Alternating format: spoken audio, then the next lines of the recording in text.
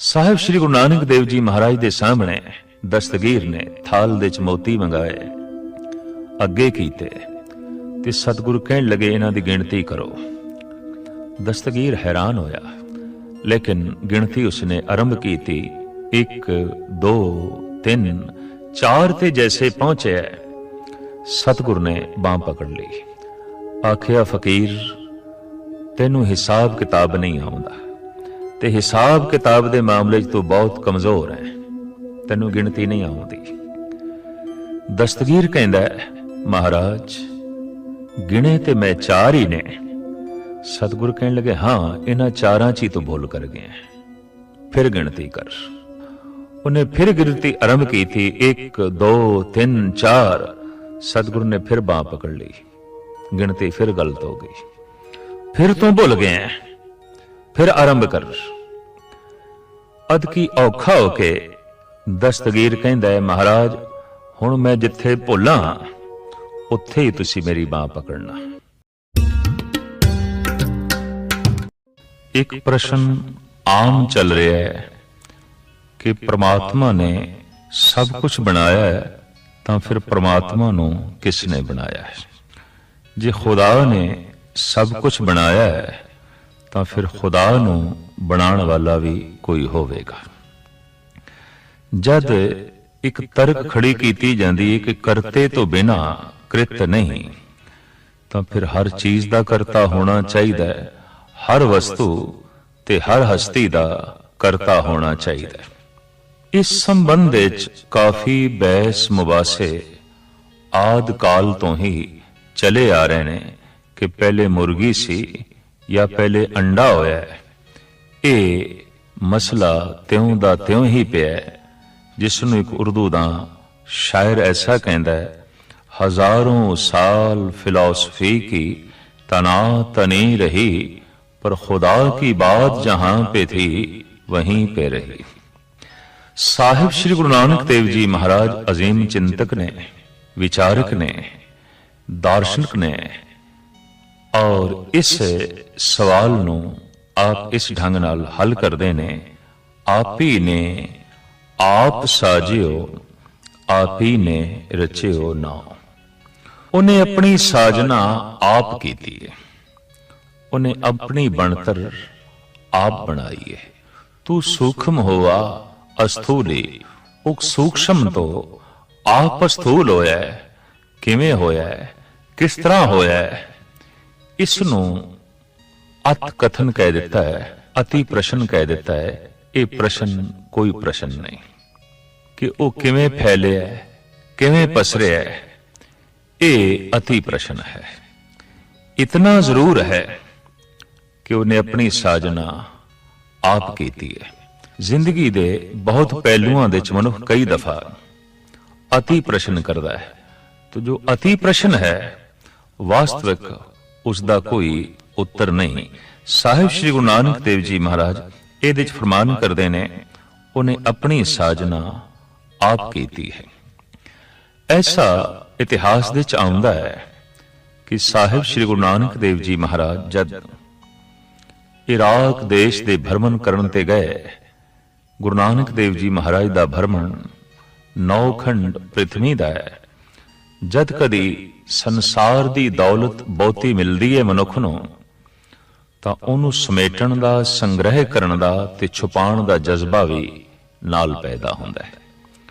ਪਰ ਜਦ ਅਧਿਆਤਮਕ ਦੀ ਦੌਲਤ ਮਿਲਦੀ ਹੈ, ਰੱਬੀ ਦੌਲਤ ਮਿਲਦੀ ਹੈ, ਰੂਹਾਨੀ ਦੌਲਤ ਮਿਲਦੀ ਹੈ, ਤਾਂ ਫਿਰ ਮਨੁੱਖ ਦੇ ਅੰਦਰ ਇਸ ਜਜ਼ਬੇ ਦਾ ਜਨਮ ਹੁੰਦਾ ਹੈ ਕਿ ਉਹਨੂੰ ਮੈਂ ਵੰਡਣਾ ਹੈ, ਉਹਨੂੰ ਮੈਂ ਤਕਸੀਮ ਕਰਨਾ ਹੈ। ਦੁਨਿਆਵੀ ਦੌਲਤ ਜੇ ਬਹੁਤੀ ਵੰਡੀਏ ਖਤਮ ਹੁੰਦੀ ਹੈ, ਘਟਦੀ ਹੈ। ਅਧਿਆਤਮਕ ਦੌਲਤ ਜਿਤਨੀ ਵੰਦੀ ਹੈ ਉਤਨੀ ਹੀ ਵੱਧਦੀ ਹੈ, ਜਿਤਨੀ ਤਕਸੀਮ ਕਰੀਏ ਉਤਨਾ ਹੀ ਵਾਧਾ ਹੁੰਦਾ ਹੈ। ਇਹ ਉਸੇ ਦਾ ਹੀ ਜ਼ਿਕਰ ਹੈ ਕਿ ਖਾਵੋ ਖਰਚੋ ਰਲ ਮਿਲ ਭਾਈ, ਤੋਟ ਨਾ ਆਵੇ ਵਧ ਦੋ ਧਾਈ। ਵਾਸਤਵਿਕ ਧਨ ਉਹੀ ਧਨ ਹੈ ਜਿਹਦੇ ਵੰਡਦਿਆਂ ਵਧੇ, ਜੋ ਵੰਡਦਿਆਂ ਘਟਦਾ ਹੈ ਉਹ ਧਨ ਨਹੀਂ। ਇਸ ਵਾਸਤੇ ਨਾਮ ਨੂੰ ਭਗਤ ਜਨਾਂ ਨੇ ਪਰਮ ਧਨ ਆਖਿਆ। ਨਾਮ ਦੀ ਦੌਲਤ ਨਾਲ ਜਦ ਗੁਰੂ ਨਾਨਕ ਦਾ ਹਿਰਦਾ ਮਾਲਾ ਮਾਲ ਹੋਇਆ ਤਾਂ ਆਪ ਵੰਡਣ ਲਈ ਚੱਲ ਪਏ। ਅਕਸਰ ਧਨ ਬਹੁਤਾ ਜੇ ਕਿਸੇ ਨੂੰ ਮਿਲ ਵੀ ਜਾਏ ਤਾਂ ਵੱਧ ਤੋਂ ਵੱਧ ਅਗਰ ਵੰਡੇਗਾ ਵੀ ਸਹੀ, ਮਜਬੂਰ ਹੋ ਕੇ, ਤਾਂ ਪਰਿਵਾਰ ਦੇ 'ਚ ਹੀ ਵੰਡੇਗਾ, ਪੁੱਤਰਾਂ 'ਚ ਵੰਡ ਦੇਗਾ, ਭਰਾਵਾਂ ਦੇ 'ਚ ਵੰਡ ਜਾਏਗਾ। ਇਸ ਤੋਂ ਅੱਗੇ ਉਸ ਦੀ ਵੰਡਣ ਦੀ ਨਾ ਸਮਰੱਥਾ ਹੈ, ਨਾ ਉਸ ਦੇ ਅੰਦਰ ਐਸਾ ਭਾਵ ਪੈਦਾ ਹੋਵੇਗਾ। ਪਰ ਜਦ ਕੋਈ ਰੱਬੀ ਦੌਲਤ ਨਾਲ ਮਾਲਾ ਮਾਲ ਆਉਂਦਾ ਹੈ ਤਾਂ ਉਹ ਸਿਰਫ ਪਰਿਵਾਰ ਦੇ 'ਚ ਨਹੀਂ ਵੰਡਦਾ, ਸਾਰਾ ਸੰਸਾਰ ਉਸ ਲਈ ਪਰਿਵਾਰ ਬਣ ਜਾਂਦਾ ਹੈ। ਇਸ ਵਾਸਤੇ ਸਾਹਿਬ ਸ੍ਰੀ ਗੁਰੂ ਨਾਨਕ ਦੇਵ ਜੀ ਮਹਾਰਾਜ 9 ਖੰਡ ਪ੍ਰਿਥਵੀ ਦੇ 'ਚ ਇਸ ਰੱਬੀ ਦੌਲਤ ਨੂੰ ਵੰਡਣ ਲਈ ਚੱਲ ਪਏ। ਇਰਾਕ ਦੇ 'ਚ ਜਦ ਆਪ ਨੇ ਸਤਨਾਮ ਦੀ ਬਾਂਗ ਦਿੱਤੀ, ਬਾਂਗ ਇਸ ਲਈ ਕਹਿ ਰਿਹਾ ਕਿ ਬਾਂਗ ਦੀ ਤਰਜ਼ ਦੇ ਉੱਤੇ ਹੀ ਸਤਨਾਮ ਦਾ ਉਚਾਰਨ ਕੀਤਾ, ਜਿਸ ਦਾ ਜ਼ਿਕਰ ਭਾਈ ਗੁਰਦਾਸ ਜੀ ਕਰਦੇ ਨੇ। ਦਿੱਤੀ ਬਾਂਗ ਨਿਵਾਜ ਕਰ, ਸੁਨ ਸਮਾਦ ਹੋਆ ਜਾਨਾ। ਐਸੀ ਬਾਂਗ, ਐਸੀ ਸਦਾ ਕਿ ਲੋਕਾਂ ਦੇ ਮਨ ਸੁੰਨ ਹੋ ਗਏ। ਜਿੱਥੇ ਵਿਚਾਰ ਸ਼ਾਂਤ ਹੋ ਜਾਣ, ਫੁਰਨੇ ਰੁਕ ਜਾਣ, ਉਸ ਨੂੰ ਕਹਿੰਦੇ ਨੇ ਸੁੰਨ ਅਵਸਥਾ, ਸੁੰਨ ਸਮਾਦ। ਜੈਸੇ ਸਰੀਰ ਦੇ ਸਵਾਸ ਰੁਕ ਜਾਣ ਤੇ ਕਹਿ ਦਿੰਦੇ ਨੇ ਸਰੀਰ ਸੁੰਨ ਹੋ ਗਿਆ। ਮਨ ਦੇ ਵਿੱਚ ਵਿਚਾਰ ਰੁਕ ਜਾਣ ਤਾਂ ਮਨ ਸੁੰਨ ਹੋ ਗਿਆ। ਇੱਕ ਬਾਂਗ ਨਾਲ ਜਿਨ੍ਹਾਂ ਦੇ ਮਨ ਸੁੰਨ ਹੋ ਗਏ, ਇੱਕ ਆਵਾਜ਼ ਨਾਲ ਜਿਨ੍ਹਾਂ ਦੇ ਮਨ ਸੁੰਨ ਹੋ ਗਏ, ਉਸ ਆਵਾਜ਼ ਦੇ ਵਿੱਚ ਕਿਤਨੀ ਕਸ਼ਿਸ਼ ਸੀ, ਉਸ ਆਵਾਜ਼ ਦੇ ਵਿੱਚ ਕਿਤਨਾ ਜਾਦੂ ਸੀ, ਉਸ ਆਵਾਜ਼ ਦੇ ਵਿੱਚ ਕਿਤਨਾ ਰੂਹਾਨੀ ਗਿਆਨ ਸੀ ਤੇ ਕਿਤਨਾ ਰੂਹਾਨੀ ਆਨੰਦ ਸੀ। ਭਾਈ ਸਾਹਿਬ ਕਹਿੰਦੇ ਨੇ ਸੁਨ ਮੁਨ ਨਗਰੀ ਹੋ ਗਈ, ਸਾਰੇ ਆਪਣੇ ਆਪ ਦੇ ਚ ਲੀਨ ਹੋ ਗਏ। ਇਸ ਢੰਗ ਦੀ ਸਦਾ ਗੁਰੂ ਨਾਨਕ ਦੇਵ ਜੀ ਮਹਾਰਾਜ ਨੇ ਦਿੱਤੀ ਹੈ। ਔਰ ਕਹਿੰਦੇ ਨੇ ਇਹ ਸਦਾ ਵੀ ਨਿਕਲਦੀ ਹੈ ਸੁਨ ਹਿਰਦਿਆਂ ਚੋਂ, ਸੁਨ ਮਨ ਦੇ ਚੋਂ। ਜਦ ਮਨੁੱਖ ਦਾ ਮਨ ਨਿਰਵਿਚਾਰ ਹੋ ਜਾਂਦਾ ਹੈ ਤੇ ਉਹਦੇ ਚੋਂ ਜਿਹੜੀ ਆਵਾਜ਼ ਨਿਕਲਦੀ ਹੈ, ਉਹਦੇ ਚ ਬਰਕਤ ਆਉਂਦੀ ਹੈ, ਉਹਦੇ ਚ ਤਾਕਤ ਆਉਂਦੀ ਹੈ ਕਿ ਦੂਜਿਆਂ ਦੇ ਮਨ ਨੂੰ ਵੀ ਉਹ ਨਿਰਵਿਚਾਰ ਕਰ ਦੇਵੇ, ਦੂਜਿਆਂ ਦੇ ਮਨ ਨੂੰ ਵੀ ਉਹ ਸੁੰਨ ਕਰ ਦੇਵੇ। ਉੱਥੇ ਜ਼ਹਿਰ ਵੀ ਹੁੰਦੀ ਹੈ। ਔਰ ਇਹ ਹਕੀਕਤ ਹੈ ਕਿ ਚੰਦਨ ਨੂੰ ਸੱਪ ਲਿਪਟੇ ਹੀ ਰਹਿੰਦੇ ਨੇ। ਸ਼ਰਈ ਮਨੁੱਖ ਤੇ ਸ਼ਰਾ ਦੀ ਕੁੜੱਤਣ ਨਾਲ ਭਰੇ ਹੋਏ ਜਿਹੜੇ ਲੋਕ ਨਾ ਸਨ, ਉਹ ਵੀ ਗੁਰੂ ਨਾਨਕ ਦੇ ਆਲੇ ਦੁਆਲੇ ਆ ਕੇ ਜਮਾ ਹੋਏ ਤੇ ਉਹਨਾਂ ਨੇ ਤਰ੍ਹਾਂ ਤਰ੍ਹਾਂ ਦੀ ਤਰਕ ਗੁਰੂ ਨਾਨਕ ਤੇ ਸ਼ੁਰੂ ਕੀਤੀ। ਇਹ ਸਾਰੇ ਗੁਰੂ ਨਾਨਕ ਦੇਵ ਜੀ ਮਹਾਰਾਜ ਨੂੰ ਪੀਰ ਦਸਤਗੀਰ ਦੇ ਕੋਲ ਲੈ ਗਏ, ਜੋ ਇਰਾਕ ਦੇ ਵਿੱਚ ਉਸ ਵਕਤ ਮੁਖੀ ਫਕੀਰ ਸੀ ਔਰ ਬਗਦਾਦ ਦੇ ਵਿੱਚ ਦੀਨੀ ਤਾਲੀਮ ਦੀਨਦਾਰ ਲੋਕਾਂ ਨੂੰ ਦਿੰਦਾ ਰਹਿੰਦਾ ਸੀ। ਸਿੰਘਾਸਣ ਤੇ ਬੈਠੇ ਪੀਰ ਦਸਤਗੀਰ ਔਰ ਥੱਲੇ ਖੜੇ ਰਹੇ ਗੁਰੂ ਨਾਨਕ, ਆਲੇ ਦੁਆਲੇ ਮਜਮਾ ਲੋਕਾਂ ਦਾ। ਪੀਰ ਦਸਤਗੀਰ ਨੇ ਸਵਾਲ ਕੀਤੇ ਗੁਰੂ ਨਾਨਕ ਦੇਵ ਜੀ ਮਹਾਰਾਜ ਤੇ। ਆਖਿਆ, ਐ ਹਿੰਦੀ ਫਕੀਰ, ਮੇਰੇ ਅੰਦਰ ਜਦੋਂ ਦੀ ਮੈਂ ਸਾਧਨਾ ਕਰ ਰਿਹਾ, ਜਦੋਂ ਦੀ ਮੈਂ ਇਬਾਦਤ ਕਰ ਰਿਹਾ, 3 ਸਵਾਲ ਗੂੰਜਦੇ ਹੀ ਰਹਿੰਦੇ ਨੇ ਕਿ ਖੁਦਾ ਤੋਂ ਪਹਿਲੇ ਕੀ ਸੀ? ਜੇ ਖੁਦਾ ਨੇ ਸਭ ਕੁਝ ਬਣਾਇਆ ਹੈ ਤਾਂ ਫਿਰ ਖੁਦਾ ਨੂੰ ਕਿਸ ਨੇ ਬਣਾਇਆ ਹੈ? ਦੂਸਰਾ ਸਵਾਲ ਹੈ ਖੁਦਾ ਰਹਿੰਦਾ ਕਿੱਥੇ ਹੈ? ਤੇ ਤੀਸਰਾ ਸਵਾਲ ਹੈ ਖੁਦਾ ਕਰਦਾ ਕੀ ਹੈ? ਸਵਾਲ ਇੱਕ ਬੋਝ ਹੁੰਦਾ ਹੈ, ਪ੍ਰਸ਼ਨ ਇੱਕ ਭਾਰ ਹੈ। ਤੇ ਜਿਸ ਮਨ ਵਿੱਚ ਬਹੁਤੇ ਪ੍ਰਸ਼ਨ ਹੋਣਗੇ ਉਹ ਮਨ ਬਹੁਤਾ ਬੋਝਲ ਹੋਵੇਗਾ। ਜਦ ਕੋਈ ਮਨੁੱਖ ਬਹੁਤਾ ਹੀ ਅੰਤਰਭਾਵ ਵਿੱਚ ਆਪਣੇ ਆਪ ਨੂੰ ਬੋਝਲ ਮਹਿਸੂਸ ਕਰੇ ਤਾਂ ਸਮਝ ਲੈਣਾ ਸਵਾਲਾਂ ਦੀ ਬਹੁਤੀ ਪੰਡ ਇਹ ਚੁੱਕੀ ਫਿਰਦਾ ਹੈ। ਸਿਰ ਦੇ ਉੱਤੇ ਬਹੁਤਾ ਭਾਰ ਹੋਵੇ ਤੇ ਚੱਲਣਾ ਔਖਾ ਹੋ ਜਾਂਦਾ ਹੈ। ਮਨ ਦੇ ਉੱਤੇ ਸਵਾਲਾਂ ਦਾ ਬਹੁਤ ਸਾਰਾ ਭਾਰ ਹੋਵੇ ਤਾਂ ਵੀ ਮਾਯੂਸੀ ਤੇ ਮੁਰਦਮੀ ਛਾ ਜਾਂਦੀ ਹੈ। ਔਰ ਇਹ ਸਵਾਲਾਂ ਦਾ ਬੋਝ ਜਵਾਬਾਂ ਦੇ ਨਾਲ ਹੀ ਉਤਰਦਾ ਹੈ, ਪ੍ਰਸ਼ਨਾਂ ਦਾ ਬੋਝ ਉਤਰਾਂ ਦੇ ਨਾਲ ਹੀ ਉਤਰਦਾ ਹੈ। ਹਰ ਨਵਾਂ ਦਿਨ ਕਿਸੇ ਨਵੇਂ ਪ੍ਰਸ਼ਨ ਨੂੰ ਜਨਮ ਦਿੰਦਾ ਹੈ ਤੇ ਅਜੇ ਪੁਰਾਣੇ ਪ੍ਰਸ਼ਨ ਉਹਨਾਂ ਦਾ ਹੱਲ ਮਿਲਿਆ ਨਹੀਂ ਆਉਂਦਾ। ਨਵੇਂ ਪ੍ਰਸ਼ਨਾਂ ਦਾ ਬੋਝ ਹੋਰ ਵੱਧ ਜਾਂਦਾ ਹੈ ਤੇ ਹੁੰਦਾ ਕੀ ਹੈ, ਸਹਿਜੇ ਸਹਿਜੇ ਮਨੁੱਖ ਪ੍ਰਸ਼ਨਾਂ ਦੇ ਬੋਝ ਥੱਲੇ ਦਬ ਕੇ ਰਹਿ ਜਾਂਦਾ ਹੈ। ਜ਼ਿੰਦਗੀ ਕੀ ਹੈ? ਜ਼ਿੰਦਗੀ ਕਿਉਂ ਹੈ? ਜ਼ਿੰਦਗੀ ਕਿੱਥੋਂ ਹੈ? ਇਸ ਤਰ੍ਹਾਂ ਦੇ ਪ੍ਰਸ਼ਨ ਔਰ ਇਸ ਦੇ ਨਾਲ ਮਿਲਦੇ ਜੁਲਦੇ ਹੋਰ ਹਜ਼ਾਰਾਂ ਪ੍ਰਸ਼ਨ इन्हां दे च दबी हुई है मनुख दी जिंदगी, मनुख दा ये जीवन। पीर दस्तगीर ने भी ये प्रश्न गुरु नानक देव जी महाराज दे अगों रखे कि एक प्रश्न मैनू बड़ा बोझल लगता है, एक प्रश्न मैनू बहुत भारू करी बैठा है। अक्सर देखा गया है कि मनुख कह दिंदा अज मैं बड़ा बोझल बैठा, अज मैं बड़ा भारू बैठा। भार की है? एक विचार दा। भार की है? एक सवाल दा। भार की है? एक प्रश्न है। व्यापारिक दुनिया दे अपने प्रश्न, राजनीतिक दुनिया दे अपने प्रश्न, समाजिक दुनिया दे अपने सवाल ते धार्मिक दुनिया दी अपनी जो है समस्या। पीर दस्तगीर ने कहा कि यह प्रश्न जो मैनू बार बार बोझल करता है वो ये है कि खुदा तो पहले की सी और खुदा नू किसने बनाया। जे सब कुछ खुदा ने बनाया है ते जे इस तर्क नू प्रबल मन लईए तो फिर खुदा नू बनाने वाला भी कोई होना चाहिए। दूसरा, आया खुदा रहिंदा किथे है? ये प्रश्न भी क्यों उठता है कि दुनिया भर दी मुख्तलिफ धार्मिक किताबां दे च ते धार्मिक लोगां दी ज़बानां तो निकले हुए बोलां दे च ये आख्या गया है कि खुदा पताल दे च है, सतवें आसमान दे च है, बैकुंठ दे च है, जन्नत दे च है, कैलाश पर्वत दे च है। गरज के इस तरह दे अनेकां तरह दे सवाल ने। उन्हां दा ये जवाब है कि लभो अगर खुदा नू तो सतवें आसमान ते लभो। मैं थोड़े दिन होए एक लतीफा पढ़ रहा सी।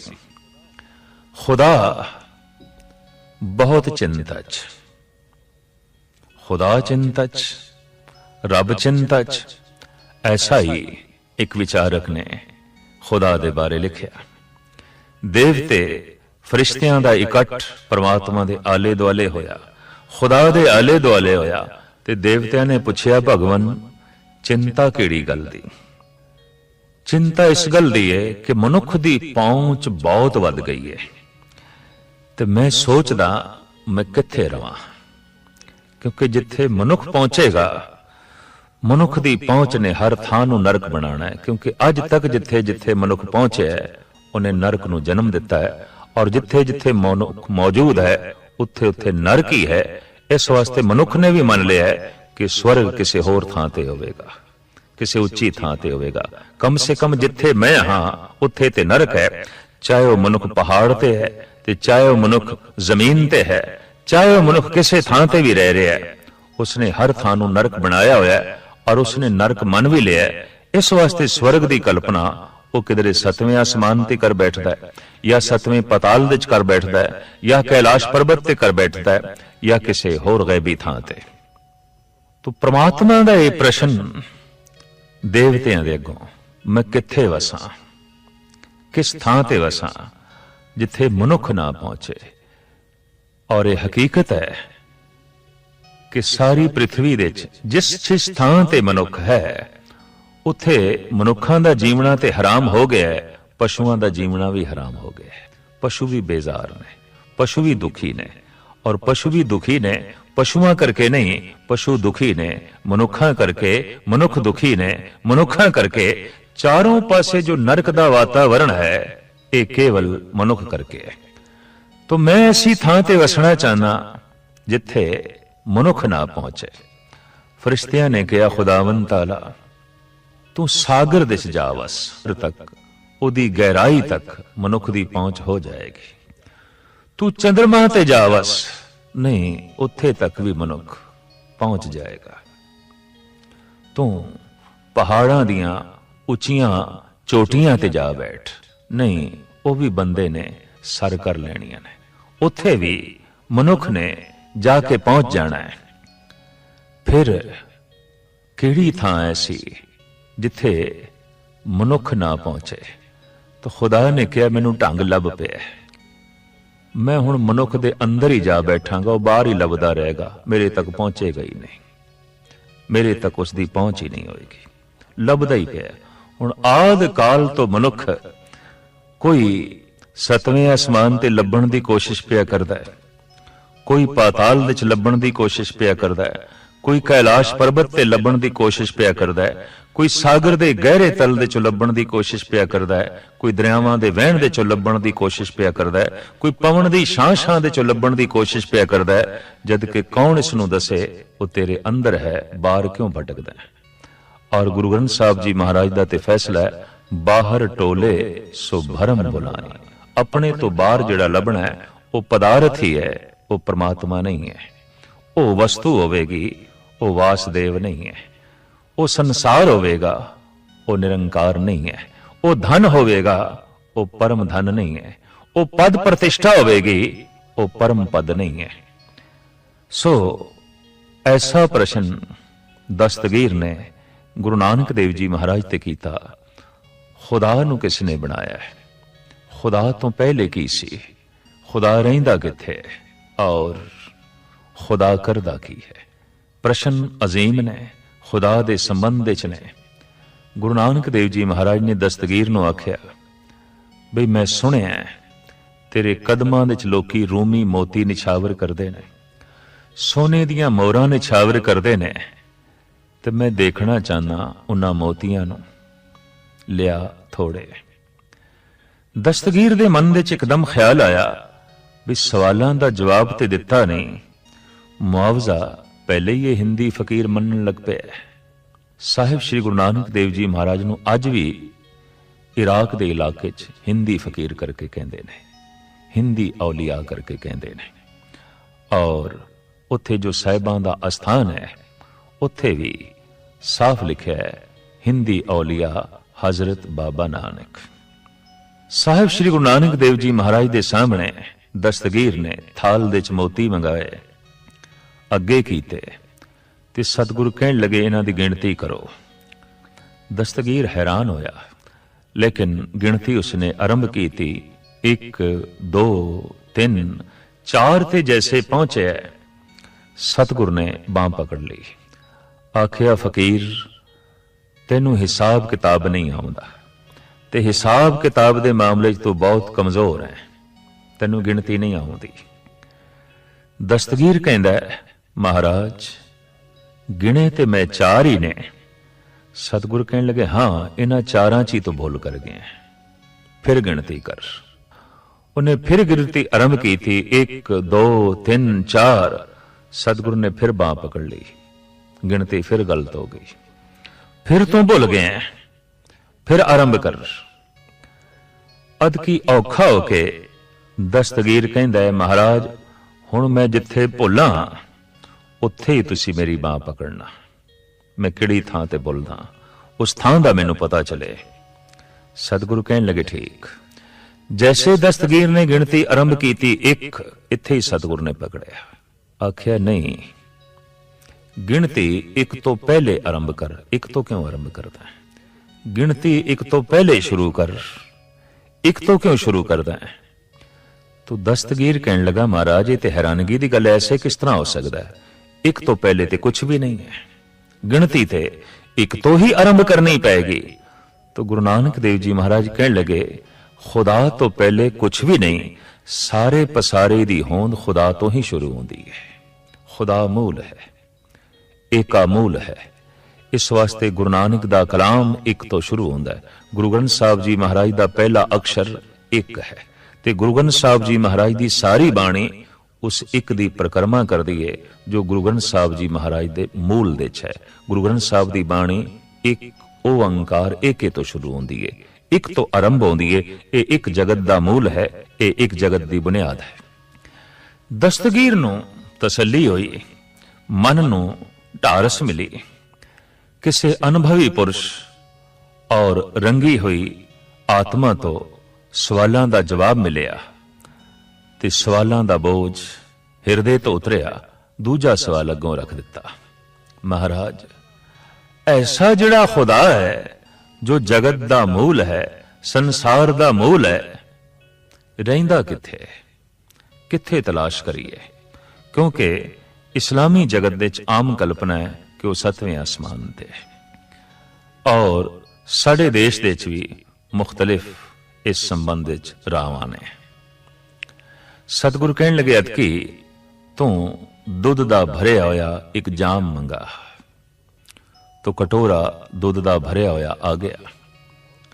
ਸਤਿਗੁਰ ਗੌਰ ਨਾਲ ਵੇਖਦੇ ਨੇ ਤੇ ਕਹਿੰਦੇ ਨੇ, ਫਕੀਰ ਸਾਈਂ, ਇਸ ਦੇ ਚ ਕੁਛ ਹੈ। ਘਬਰਾ ਗਏ ਦਸਤਗੀਰ, ਐਸਾ ਤੇ ਨਹੀਂ ਮੇਰੇ ਖਲੀਫਿਆਂ ਨੇ, ਮੇਰੇ ਚੇਲਿਆਂ ਨੇ ਕੁਛ ਵਿੱਚੇ ਪਾ ਦਿੱਤਾ ਹੋਵੇ। ਗੌਰ ਦੇ ਨਾਲ ਜਦ ਵੇਖਦੇ ਨੇ ਦਸਤਗੀਰ ਤੇ ਕਹਿੰਦੇ ਨੇ, ਐ ਹਿੰਦੀ ਫਕੀਰ, ਬਾਬਾ ਨਾਨਕ, ਇਹਦੇ ਚ ਕੁਛ ਵੀ ਨਹੀਂ, ਇਹ ਪਾਕ ਸ਼ੀਰ ਹੈ, ਇਹ ਪਵਿੱਤਰ ਦੁੱਧ ਹੈ।